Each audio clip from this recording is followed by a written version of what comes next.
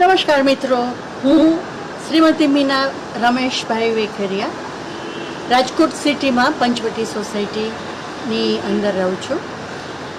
2002થી મારી અગાસી ઉપર અમે લોકોએ કિચન ગાર્ડન ડેવલપ કરેલું છે કે જેમાં શરૂઆતમાં માટીમાં હતું, પણ ધીમે ધીમે માટીની સામે ફેંકી દેવાતી વસ્તુઓનો ઉપયોગ કરી અને આપણે કેવી રીતે પ્લાન્ટ્સ વાવી શકીએ એના ઉપર મારા એક્સપેરિમેન્ટના અંતે અત્યારે જે કંઈ તમે જુઓ છો તેમાં બિલકુલ માટીનો ઉપયોગ નથી કર્યો. આપણે ફેંકી દેવાતી વસ્તુઓ કે જેવી કે સૂકા ડાળકા પાંદડા, પેપર વેસ્ટ, શણના કોથળા અને સૂકા નારિયેળના છોતરા એનો ઉપયોગ કરી અને બધું ઉગાડેલું છે.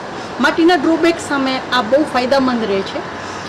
આ ઉપરાંત એની અંદર પ્લાન્ટનો ગ્રોથ પણ વધારે સારો જોવા મળે છે. આ સિવાય નેચરલ ઇમ્યુનિટીના લીધે પ્લાન્ટની અંદર રોગ પણ નથી આવતા અને બાયોડિગ્રેડિંગ બેક્ટેરિયાનો ઉપયોગ કરવાથી આ વસ્તુ ઝડપથી ડિકમ્પોઝ થાય છે અને જેને લીધે તેની અંદર પિરિયોડિકલી આપણે ખાતર નાખવાની પણ જરૂર નથી રહેતી.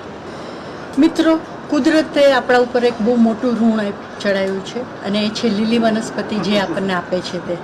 આપણે 2 મિનિટ પણ શ્વાસ લીધા વિના રહી શકતા નથી. શ્વાસમાં જે ઓક્સિજન લઈને કાર્બન ડાયોક્સાઇડ કાઢીએ છીએ ફરી વખત ઓક્સિજન આપવાનું કામ ફક્ત લીલી વનસ્પતિ જ કરે છે અને એ નિસ્વાર્થ ભાવે.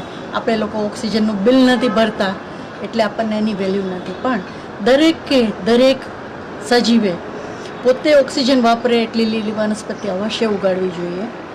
આ આપણું કુદરત ઉપરનું ઋણ ચૂકવવા માટેની આપણી પહેલી ફરજ છે. આ સિવાય અઢળક વસ્તુ વનસ્પતિ આપણને આપે છે, તો ચોક્કસ આપણે જાજી વનસ્પતિઓ ઉગાડીએ અને વિશ્વ લેવલે જે પર્યાવરણના લગતા ક્લાઇમેટ ચેન્જ જેવા મોટા પ્રોબ્લેમને આપણે ચોક્કસ અને કંટ્રોલમાં લાવી શકીશું.